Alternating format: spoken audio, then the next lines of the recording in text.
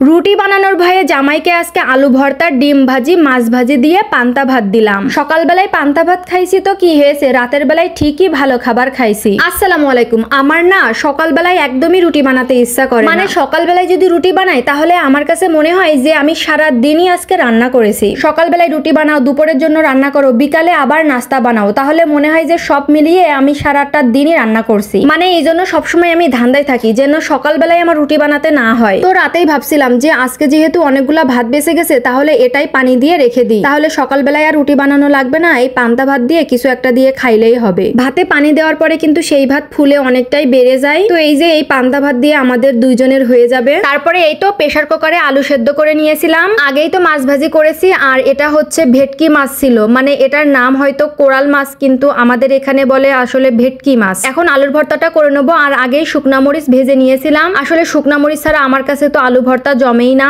ভাই তোমরা যতই চামচ দিয়ে আলু ভর্তা করো না কেন, আমার কাছে কিন্তু এইভাবে হাত দিয়ে চটকায় আলু ভর্তা না করলে ঠিক জমে না। আমাদের বাড়িতে আলু ভর্তাটা বেশিরভাগ আমার জামাই করে, কিন্তু ও হাত দিয়েই করে। আমরা আসলে ওইসব চামচ টামচ ব্যবহার করি না, আমরা বেশিরভাগ হাত দিয়েই করি। আজকে সকালের খাবার খাইতে অনেক দেরি হয়ে গেছে, তাই ভাবলাম যে সকালের আলু ভর্তাটা আমিই বানাই। তো এই যে ডিম ভাজি করেছিলাম, মাছ ভাজি করেছিলাম, সাথে ছিল আলু ভর্তা, পেঁয়াজ আর 2টা কাঁচামরিচ। তো এইগুলো দিয়ে আজকের পান্তা ভাতটা খাবো। একেবারে সবকিছু গুছাইয়ে জামাইকে পান্তা ভাত খেতে দিলাম। আর এইভাবে পান্তা ভাত খেতে আমার কাছে তো বেশ মজাই লেগেছে। আমরা নিজেরা তো পান্তা ভাত খেলাম, কিন্তু বাচ্চাদেরকে তো আর পান্তা ভাত খেতে দিতে পারি না। মাঝে মাঝে ভাবি এই নুডলস না থাকলে কি যে হতো। বাচ্চাদের খাবারের জন্য বিপদের সঙ্গী হচ্ছে এই নুডলস। হাতে কম সময় আছে, কোথাও যাচ্ছি, মানে ঝটফট করে এই নুডলসটা রান্না করে দেওয়া যায়, আর এটা যেন বাচ্চারা খেতেও পছন্দ করে। তো ওদেরকে নুডলস খেতে দিয়েছিলাম। আর এই যে রাতের বেলায় বাইরে থেকে ফ্রাইড রাইস এনেছিল। মাঝে মাঝে বাইরের খাবার না খেলে মনটাই যেন কেমন করে। ঠান্ডা পড়েছে তো দেখলাম যে রাতের বেলায় ফ্রাইড রাইস এনেছে। খাবারের প্যাকেট যদি বাড়িতে আনা হয় তাহলে 2 প্যাকেট করেই আনা হয়, কিন্তু এই প্রথম 3 প্যাকেট আনা হলো, কারণ বাড়িতে ছোট যে 2 সদস্য আছে তারা এখন মোটামুটি 2 জনই ভাত খায়। রাইসে তো আগে ঝালের জন্য বাইরের খাবার খেতে পারতো না, কিন্তু এখন মোটামুটি ঝাল সহ ভাত খেতে পারে। তো চাইনিজ যে সালাডটা বলে সেই সালাডটা আমি এখন বাটিতে ঢেলে নিচ্ছিলাম। আর এই যে চিকেন ফ্রাই এনেছে আর ফ্রাইড রাইস। 1 প্যাকেট খাবার হিসেবে খাবারের কোয়ান্টিটিটা একটু বেশিই ছিল। চিকেনের পিসগুলো বেশ বড় বড়ই ছিল।